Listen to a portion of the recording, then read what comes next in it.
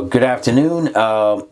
Welcome to this week's lecture for Sociology 250, Sociology of Gender. This is a lecture on basically on sexuality, and really this is a lecture, and the reading is about how we engage in casual sex, how we engage in sexual behavior.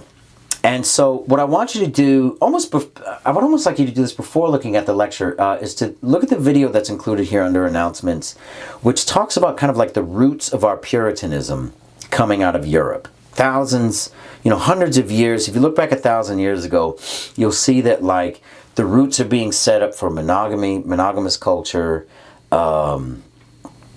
Sex is something that's sinful. Pleasure is something that is sinful. And this sets the stage for what comes into the United States, into the American colonies, and how we become very Puritan, which, I mean, yes, there's some contradictions here in that a lot of the most Puritans are actually the most sexually deviant people. Benjamin Franklin is a great example of this, somebody who, like, he was the poster child for utilitarianism. He was the poster child for, like, don't give in to sin, don't give in to pleasure, a penny saved is a penny earned, time is money. He would preach these very frugal things, but Benjamin Franklin was a frequent drinker. He loved prostitutes, and he engaged in all kinds of weird sexual activity throughout his life. So yes, there's plenty of contradictions here.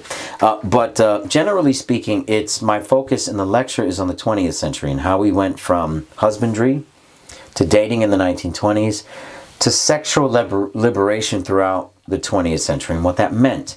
So how we slowly started to gain sexual acceptance outside of marriage, how we slowly started to gain sexual activity outside of monogamy, how we slowly started to gain social acceptance of different sexual orientations. As late as 1973, homosexuality was considered to be a mental illness, whereas nowadays we're much more accepting, and we kind of look at, plain old vanilla heterosexuality or heteronormativity as something that might even be a minority at some point. That is what that is. It's okay. I mean, people's preferences or their preferences. We shouldn't judge anybody for that.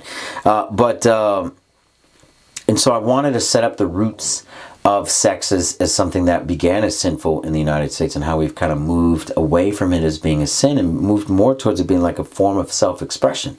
But what's interesting is that the author's talking about like how we may have like shot past a line where like we're in this culture of yes right now. We're like, in order for people to express their sexual liberation, express their sexuality, it's almost like you have to engage in sex.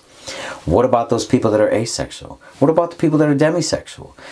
People that prefer to have sex, honestly, when they're enthusiastic about it, or maybe they're not very, very into sex.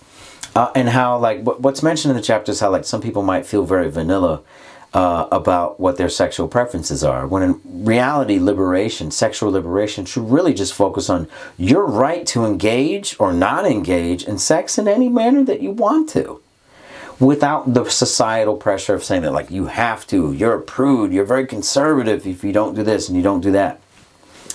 You should be able to do what you like. So please review that video. Please review the discussion question about sexual objectification. What I try to do is try to be fair and I put two contrasting questions against each other in the discussion.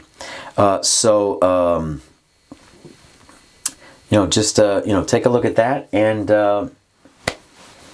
otherwise, I'll see you guys next week. Next week, I'll be dealing a little bit more with the final paper. I'm going to give more directions here in these videos for the final paper so that you can just start working on it. And I don't know, guys, stay safe, and you can send me any questions that you like. No problem. Okay? Take care. I'll see you guys next week.